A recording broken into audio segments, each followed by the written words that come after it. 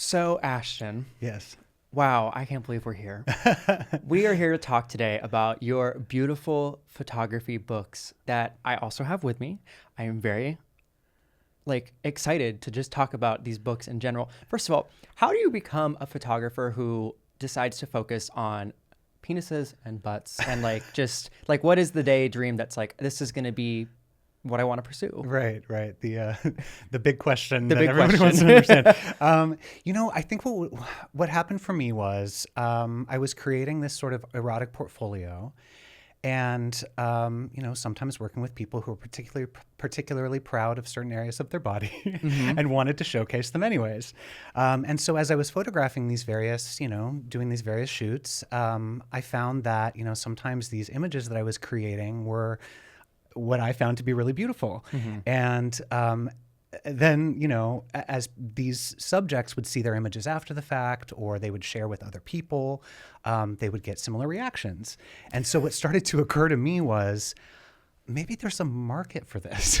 Maybe. Maybe people want to see dicks and butts. You know what I mean? So I thought what would be really fascinating was to sort of assess this subject with more of an artistic keen eye. And so my goal was to really, sort of capture images of this type of subject matter in a way where people could appreciate it as art. What's kind of interesting is sometimes people will ask me, if it's so sexual, is it pornographic? Is it art? Where do you draw the line between the two? And I think for me, it really kind of it comes down to sort of two natural reactions that people have to art. One can sort of evoke a feeling of inspiration from beauty, and so it gives you that feeling of it's almost like peaceful euphoria or something that comes over. I when like you look that at something phrase, like, peaceful euphoria. yeah, Silent, you thinking anything? Yeah, it's just, I'm just silent up here thinking about it. yeah, and it gives you that there's this elation. And then seeing something really sexual gives some a kind of like arousal and excitement. And so for me, I'm fine with both reactions to my art. Great. If there's an arousal, fantastic. If you feel a sense of peace, wonderful. If both happen at the same time, even better. What a beautiful way to say that. I have one of your books here. Yes. Portraits of the Penis. Yes. We'll probably have to blur some of this, for the audiences, but you get the gist. It is a beautiful hardcover book of just pure art. I'm like, wow, what a conversation starter. It sure is. What are the qualifications for you to say this person is my ideal work of art down there? Oh, goodness. I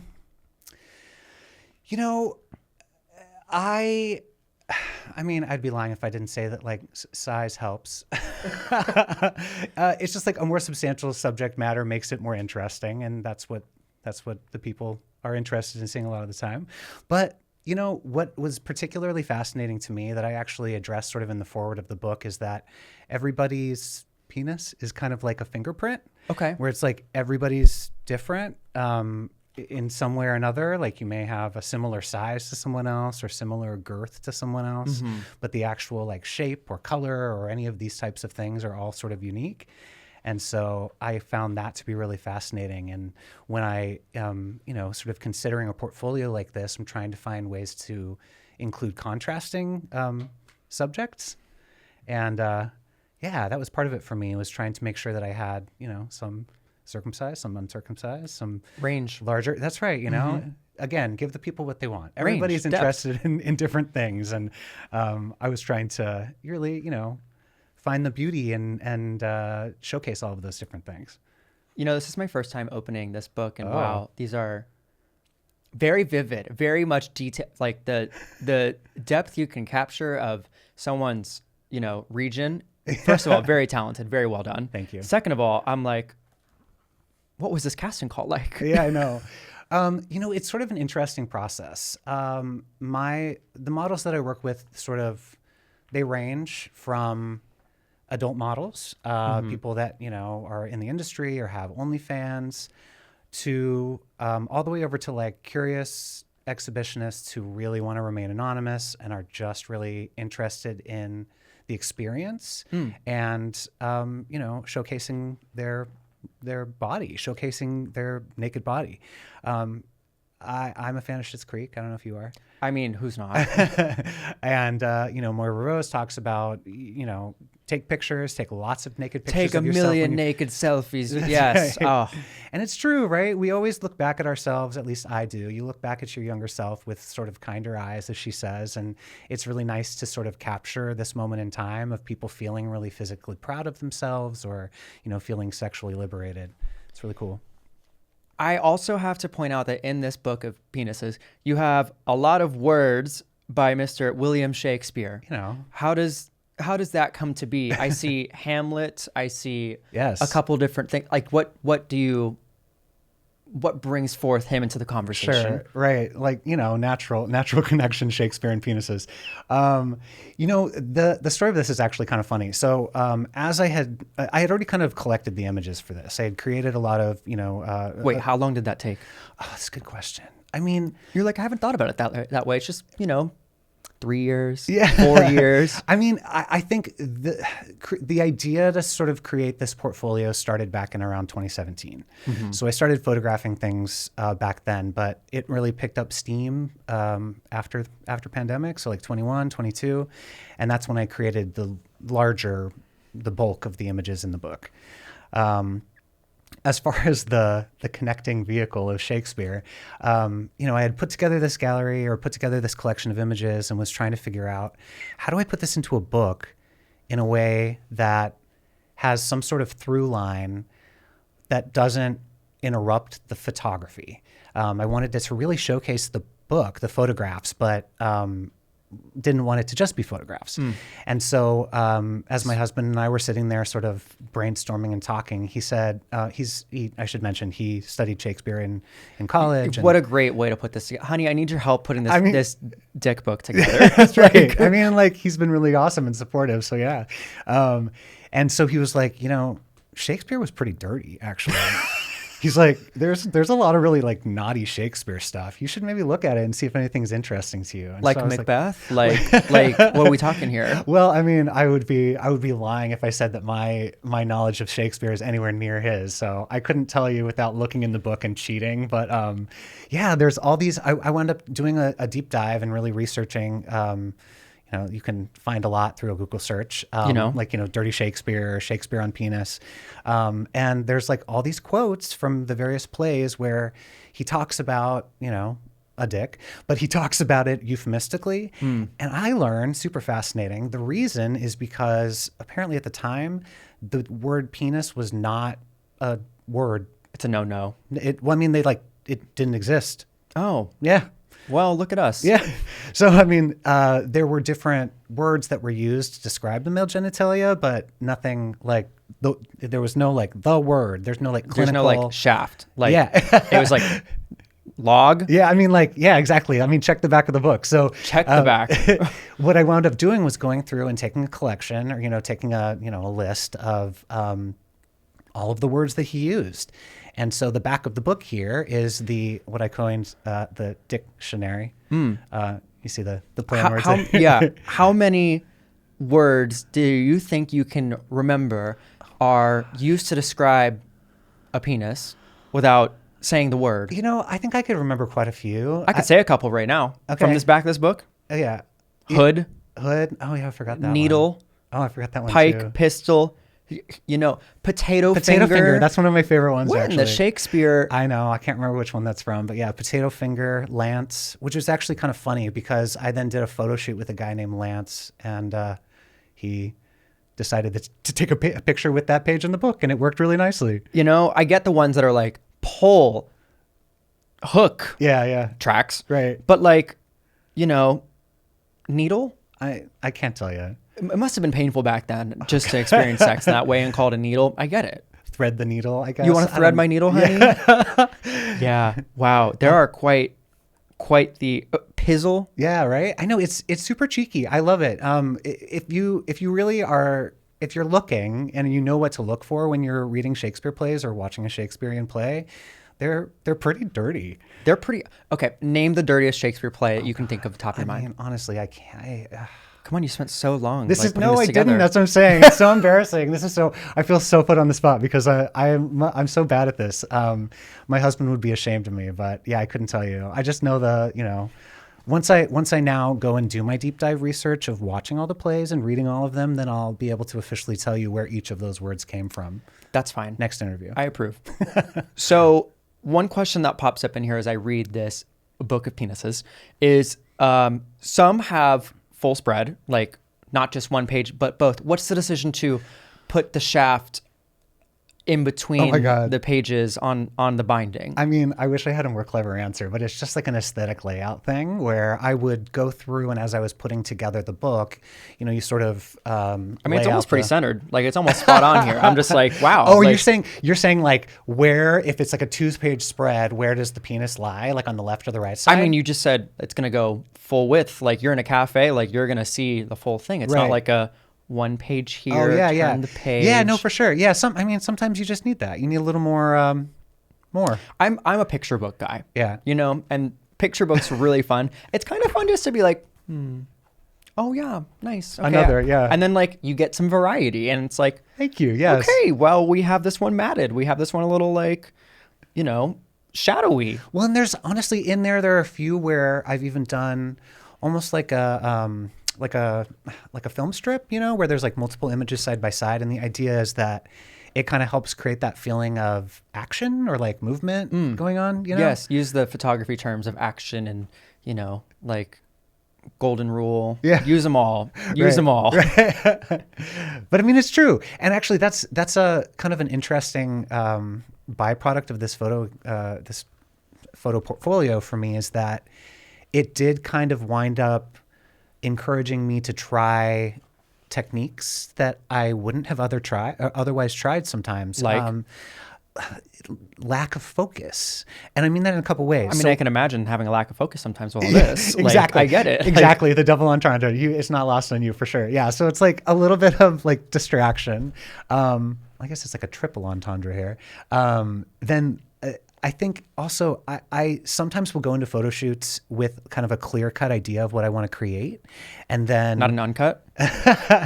Exactly right. Mm-hmm. And then now, going into these types of photo shoots, I would find that even if I had this really like specific idea of what I wanted to do, sometimes the random shots that would happen in between or like something that would just, organically occur would be a lot more interesting. And so I learned to kind of like let go of that specific concrete focused idea of what I wanted to do during the photo shoot, because oftentimes it was much more exciting. Again, all the meetings. All the things like the let meetings. go, For sure. Just to like kind of let it happen. Yeah. And then lastly, on a like actual visual level, I wound up really enjoying images that are a little out of focus. So capturing the like blur, the actual movement of the subject, I feel like kind of draws you in and gives you that like, you're there with them a little bit. Yeah. And it helps you see something you wouldn't otherwise see in life. How do you, like being this is very intimate, there's a lot of action happening here. Right. The question sometimes people have is when they see these types of photos, like how do you create that like safe feeling of a space to be like, let's do that. Yeah, let's go for it. Like feel do your thing. Yeah. Oh, for sure. This is something that I really think carefully about, and I try to make sure that people are comfortable. I think that's kind of like top priority for me going into a session. And so communication is really key, just like letting them know sort of what my vision is for the project, asking them like what they're comfortable with and making sure everybody's kind of on the same page. So then people can come in and really get comfortable. I also like to let people know like, my goal is the pictures. Like I am going to handle this like I'm a photographer in the session, but like I'm a photographer. You are a photographer. You know what I mean? Yeah, But sexuality is welcome. You're naked. Like these are pictures of your dick. Like yeah, you can feel comfortable being sexual around me. It's really not an issue. It's welcome. Name 3 places in the house you should put this book to display to audiences who come in your home. I mean, name 3 places you shouldn't. Name them. All right, now 3 places you should. Definitely in the bathroom. Okay. Top place to look. You need an interesting conversation starter. Down. Reading material in the bathroom, right? Coffee table is great, and let me tell you why. I actually have a couple of models who have this, and they have it On at their their house, coffee table. On their coffee and their mother table. comes in and says what? I'm not sure about mom, but friends come in, and their game to play with friends is, all right, find me in the book. Find me in the book? That's number one, find me in the book. Or they'll just sort of like let people browse and see their reaction. And if they happen to like pause on their page, then they might let them know. So yeah, coffee table's a good spot. Third, I mean, I guess like, bedside table, bookshelf. Afternoon read. The obvious you place. know, like Exactly. I don't disagree with any of it. I feel like as I hold this Portraits of the Penis book, Thank I you, feel like yes. I'm about to like read the children, and that's not exactly what I'm doing Please whatsoever. do That's not not do what we're doing. that. But this is a beautiful book. Thank you. What also made you pick this beautiful font? Oh, Like that's my other question. Like I think what I was trying to do with this, my personal style is just, I try to keep things sort of clean and modern, and I wanted to pick something that would not distract from the photography, but just sort of complement, and even if just like go away, where you're not really paying attention to the font as much. now you didn't say one book is enough. I You didn't. said 2 books is enough. I did. As I dropped the other floor in the Well, book. I don't think 2 is enough, but 2 is fine for now. But you decided to say book of butts. Why not? Yeah, right? It is, can we just say it is a beautiful like cover. You're like, wow. And none of these images are altered, right? These are just natural, like 100%. like, okay, cool. No, Chris Jenner, I take mean- notes. I mean, altered, yes. As far as Photoshop to look like bodies that are not these bodies, no. This is what the models look like. This is a piece of art. Yeah. Oh, thank you. This, I mean, I'm And like, I mean, like, I can't completely take. I mean, the model themselves is absolutely worked on stunning. it. I mean, And what's hysterical about this actually is I just Oh, it's a crisp book. Like I can feel the binding just being like, stretch me. you're, Like, crack her open. It's just for you. This model was actually at a recent event that I was doing, and he came in and saw that print of himself, and he was like, "Oh God, my butt looks so flat." I was are like, you kidding? I was like, Isaiah, really? You just You did us the Lord's work. so now we got to do another photo shoot, I guess. Because Gotta do another. The Yeah, butt that's right. wasn't good that day. Book 3. Are there any prep like workouts or things that people do before they come into studio with you? I mean, I'm not sure what they're doing at home, but people tend to do, push-ups or whatever they're going to do right before we do something physique. Push-ups for the butt shoot. That's Definitely not that's that. what we're doing. I mean, I've never really seen anybody do like squats or anything before the butt shoot, but Yeah. I'm sure maybe that's a thing they do at home. They have their butt day. Or You know, at the you can gym. kind of just you say when they walk in, if you want to do some squats over there, have a glass of water, make yourself at home. This is not the conversation we normally have. It's not, no. But I mean, I appreciate the idea. So this is this also 100 photos? It's 100 pages. Okay. And- Oh yeah. So some have the double-sided. Yeah. Right. And I mean, it's probably close. There's a lot of images. Oh my in God, there. you signed it. How noble of you. Come on, I want it to be personal Come for on you. now. Yeah. Now, both books Yes. have, what is this called? My book literature right now is not good. Is this the foreword? The foreword, yeah. Yes. So Yeah. foreword, Yeah. you have a lot of quotes in here. Okay. You have a lot of descriptions. Let's talk about Michelangelo. Okay. He is the, known butt. Right. Did you take inspiration like when you wrote like any of this? I mean, subconsciously. I think, it's like I grew up looking at, classical art, and part of that was appreciating really beautiful sculptures and Appreciating Michelangelo. appreciating Michelangelo. And so I think, the physiques that they were drawn to during the Renaissance were these like really developed kind of muscular bodies, Yeah. including nicely muscular butts. And so if you ever have the, the luxury or the privilege to go to Europe and go and see like any of these amazing, or even here, I suppose, LA, any of these amazing sculptures, it's like the butts are just pretty impressive.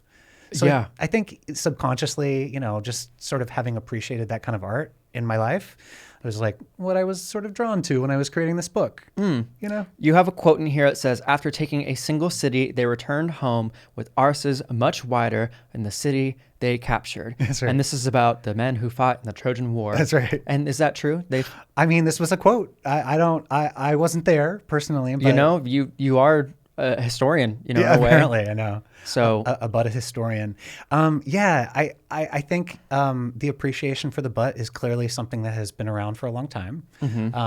You know, there are, like you're saying, there's some quotes in there that take us all the way back to the Trojan War, and they were talking you know, about butts way back there. Trojan really, it's just comical. We've how seen we 300, right? We've adopted to Trojan condoms to, you know, like the way society has just said, we'll run with this. It's a sexy culture. You know what I mean? You know, it is what it is. So there's a stool involved in here. Well, let's Right out the gate. That's right. There is. That sounds like something different. Let's maybe show what we're talking about. Oh, here. yeah. So we have some beautiful pieces of work here. Yeah. You're able to capture down to the hairs, and like, how do you just set that lighting up for a mound in that way? Yeah, you know, I think actually that is a big portion of how I'm able to capture something that is otherwise maybe not thought of as truly artistic subject matter in a way that then helps the viewer to feel like they're looking at something more artistic. It's the light. And so, you know, to catch that hair, as you're saying, to catch it in the light, it's like backlight, you know, it's like the light coming in from behind helps to kind of carve out that shape, and like you wind up seeing each of those hairs, and it's really cool. Like, do you sit there when someone, I mean, these photos, like this, Oh yeah. this is just, number one, it makes me want to say, I need to work out. Oh my God. all Number of us. two, it's just like, what do you say? Can you hold that? I need to like just light the hairs really well on your mean- back end. I mean, I do sometimes ask people to hold a pose, but truth be told, this is kind of an interesting part of my process. I prefer to not have the model like freeze and hold poses whenever I can avoid it. Just because it kind of halts all of the sensuality that they're feeling during the session as they're posing. If they're really like, you know, frozen or static with what they're doing, it just winds up feeling not as good. So I get it. You know, so like a lot of the things you're seeing in there are sometimes even like in between shots. I found that as I've done these types of photo shoots, I may tell the model like, put your hand back here, but then like this is way more interesting to me. So I just sort of have learned that, and as I go, that's what I shoot for, you know? And you told me this was the one who said, you know, my butt looked a little flat. Yeah. What's it on a good day? I mean, apparently bigger than that. I don't understand. I mean, It's quite, I mean, like, he is such a beautiful he's such an awesome did you person. say beautiful personality? He really does. That's the thing too. He really does. Isaiah, you have a lovely personality. You're wonderful. But yeah, he's awesome. And then has just such a beautiful physique and a beautiful face too. That, I mean, everything in black and white too. Like Yeah. a button black and white. I'm like, coffee table, Classy. here we come. Yes. It's right. It's right. You know, don't think I didn't think about that when I was putting it together. Did you have any hard rules that you tried to work with when it came to these books? Like, I need to stick to XYZ, or like butts only for the butt book, no front. Yeah. For the most part, I really was trying to keep the butts book butts. And for the most part, closer up, just because I didn't want it to feel, I mean, you're looking at one right now. I'm looking at so many. Yeah, that has more body in it. But for the most part, I wanted to keep them a little more a little more focused in showcasing the butt.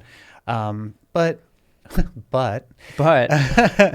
sometimes there were just certain images that I felt like balanced out and sort of needed to be in the collection that made it feel complete anyways.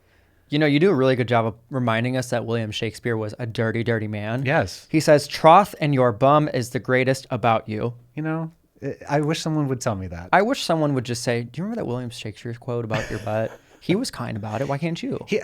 Like, Right, exactly. Yeah. there's just You so know, much to remind us. My absolute favorite in this is actually Name a number. I don't know. I wish I knew the page, but everybody catches this one, and they always ask, like, "Is this real?" And as far as I can tell, it is. So I wasn't there once again, but Mozart had he wrote a song. It was a canon for 6 voices, where the lyrics were in German: "Lick me in the ass quickly, lick me quickly." Mozart. And so what I come to find out was that, you know, he would have these parties where his friends would come over and they would sing songs and be sort of, you know, like a little nasty, a little dirty.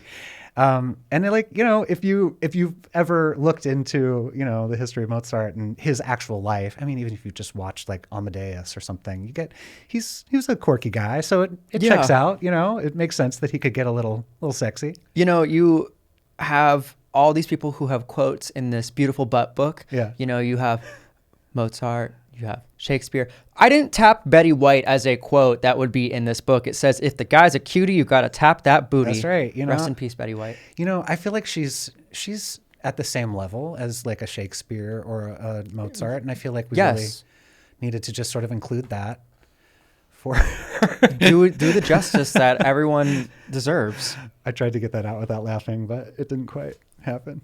I mean, I'm just scrolling through. I'm like, but Betty White didn't think about that. That's right. You also have photos of people underwater. Yeah. Where do you get a pool for that? Oh my God. So it was cool. It was one day, one of the models who I'd actually worked with in the past was in a bind. He had set up a shoot and his scene partner flaked out, and he contacted me and said, "Hey, I've got this house. It's amazing. There's a pool. Kiddie pool." Definitely not a kiddie Definitely pool. not a kiddie pool. It was a big full pool. And so we wound up going and, shooting some really beautiful images there. Truth be told, it was kind of weird though for me because it was it was like an Airbnb kind of situation. And you're like, what if the neighbors see? I mean, I think the homeowner was there. Oh, I mean, like in the house, but like, they didn't come out. And he had gotten permission to shoot this kind of content there, but it was just, for me, it's a little interesting. Not my favorite. Like having an audience for this type of work is not usually the best, but he was fine. It's kind of fun coming into a podcast space and be like, we're talking about butts and dicks. Butts, Hey. But it's kind of hard not to make a pun out of this interview. That's life with this type of material, and I welcome it. That's okay. When it comes to so many puns that just naturally come out. This book, how many people did you photograph in this or in total, or maybe something that didn't even make the cut? Oh God. You're like, I have the archives. I know. Well, I mean, literally. Part 2, part 3. I mean, it's a high possibility that there will be another book of some kind to sort of continue the series. We've got the front, the back, and then there are, other body parts. Other body parts. Yeah. People are infatuated by hands and feet. That's kind of my general idea for my next project would be something that sort of includes all of these elements, including hands and feet. So there's a potential title, and some of the images that weren't included here or in the other book could go in there nicely. So yeah, I mean, tons and tons of models, but I think. So you don't have a number? I don't know. I'm sorry. That's okay. I should have researched. It's okay to disappoint me at least on one thing. This has been a great time to just read through a picture book. I don't get to sit with picture books as an adult. If you had to place this book in a part of your home, okay, can't be places you put the previous book. Okay. Where would you put this book? Where would the butt book be best in someone's home? Dining room table. Just Thanksgiving dinner. That's what I mean. Yeah, forget the cornucopia, and I think just like butt book, front and center. And you could get really creative with it too. I don't want to limit people. You could include any kind of other toys or paraphernalia that you wanted to go with it, or you could class it up. Love. Class it up. This is already classy. Like classy. Good luck to you all who decide to do that, but could be a lot of fun. Do you have a favorite word in replacement of the Heine? Oh my God, for sure. I always I don't actually use it, but arse. I just feel like arse is such a fun one. I mean, if we're talking like a sexy term, that's not going to be the one that I'm like using in bedroom talk. It does it for some people. I Don't discriminate. Yeah, I guess. Hey, and if that's your favorite, by all means, no judgment here. But yeah, I think that's, or just the good old ass, A lot of these are phrases my grandmother would use to describe a bottom. For sure. Like caboose, badonkadonk. She would say dumper. Heine? She'd say dumper. Your grandma's evolved. I love it. She's very with it. You should listen to her phone calls. Oh, shit. Yeah. Very much so. Keister. Keister, oh, for Yeah, sure. I feel like we've aged out of some of these words and some should be brought back. Literally, that's part of what's addressed in the foreword of the book, where it's like we have these different terms that we use to describe the butt. And The hindquarter. The hindquarters. Yes. And they kind of progress from childhood into adulthood. And then we have your like more business-friendly terms and your more like, you know. Yeah, the globes. Yeah. We're talking about the globes at the workplace. That's and at right. home, we're talking about whole. The whole. Yeah, that's right. Yeah. Just get to it. You know Yeah, what I mean? just don't real coy with it. Just straight to the point. Yeah. Yeah. So when it comes to these beautiful books of yours, how are you getting them out to the public and how can people very much stumble upon these and say, oh my God, I've seen that book before? Yeah. Oh, so, you know, they mostly sell on my website, which is wonderful. And people can go there, ashtonjstudio.com. There's an online shop where I have both the books available. And then I also sell some fine art prints, some that are included in the book. And then a nice collection of things that are just, you know, the rest of my portfolio. They are in some retail locations as well. They are currently at Circus of Books in West Hollywood. They have 2 locations. Circus of Books is awesome. If you've never been there and you happen to be in the LA area, You should go. recommend it. It's historic and very cool. I feel like I'm doing a plug for them.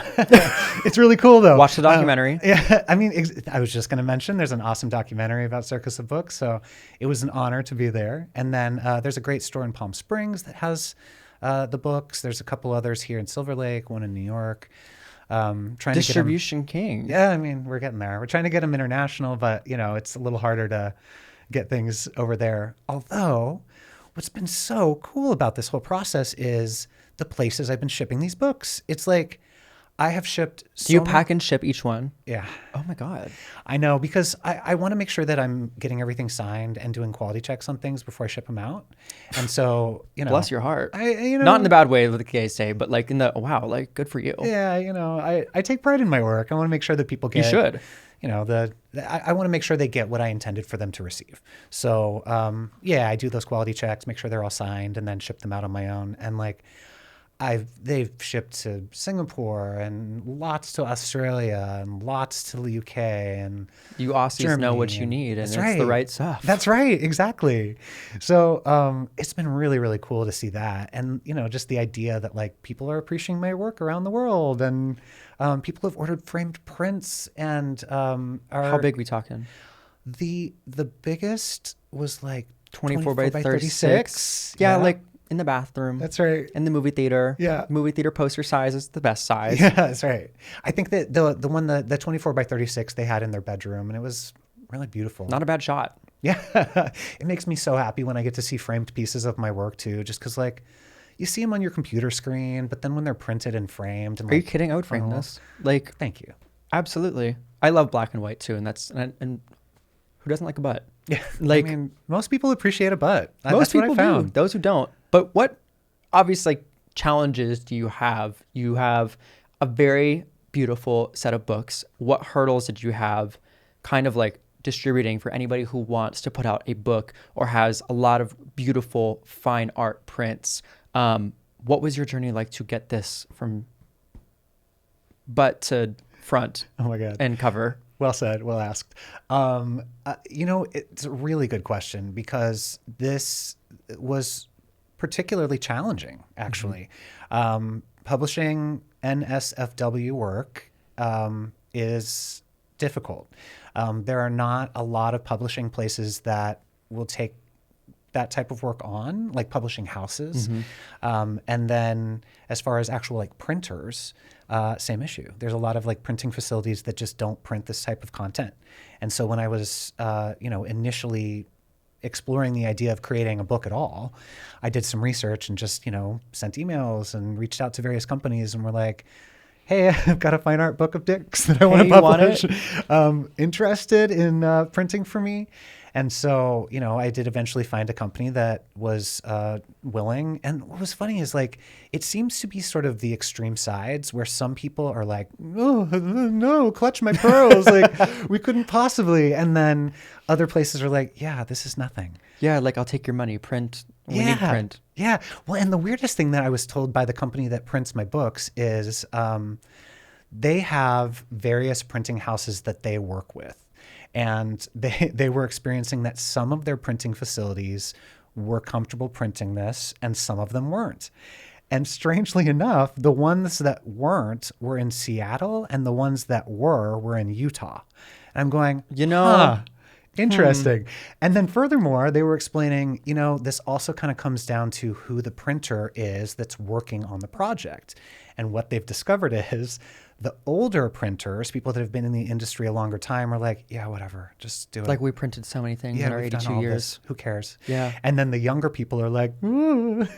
So it's just kind of interesting, to kind of have to navigate through that. And it's the same thing for marketing, as we know, like various social media platforms make it very challenging to publish anything that has anything sexually related or anything that could be deemed sexually related.